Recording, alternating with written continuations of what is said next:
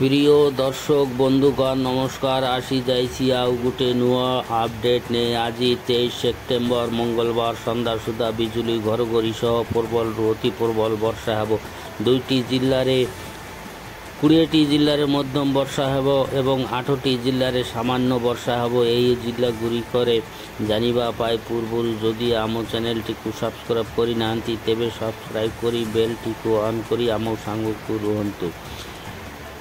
सबुदिन latest update पाइबा पाई 2टी जिल्लार प्रचुर परिमाण वर्षा हेब। मयूरभंज एवं केन्दुझर वर्षार परिमाण 7 सेंटीमिटर 20 सेंटीमिटर मध्य रहिब। बिजुली घरघरी सह झटका पवन बहिब। पवनर बेग 30 टू 40 किलोमीटर रहिब। 20टी जिल्लार मध्यम वर्षा हेब।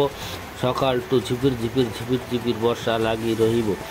बलांगीर भद्रक जाजपुर केन्द्रापड़ा जगतसिंहपुर कटक पुरी खोर्धा ढेंकानाल नयागढ़ अनुकूल देवगढ़ गजपति गंजम रायगड़ा कालाहांडी नुआपड़ा नवरंगपुर कोरापुट एवं मालखानी बिजुली घरघरी सह पवन बहिब। पवन बेग 30 टू 40 किलोमीटर मध्य रहिब।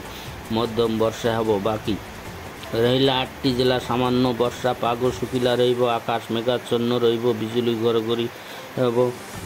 जिल्लागुड़िक हेला सुंदरगढ़ झारसुगुड़ा सम्बलपुर बरगढ़ सोनपुर बलांगीर बौद्ध एवं कंधमाल सामान्य वर्षा रेकर्ड करा जाइछि।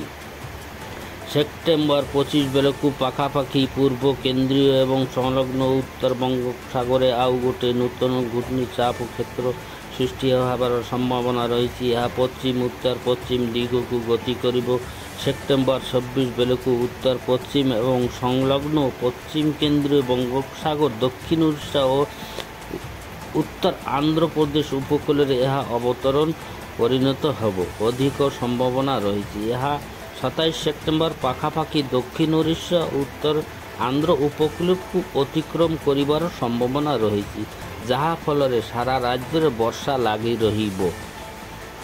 लाइक कमेंट शेयर एवं फॉलो करी आम सांग को रुहंतु। धन्यवाद।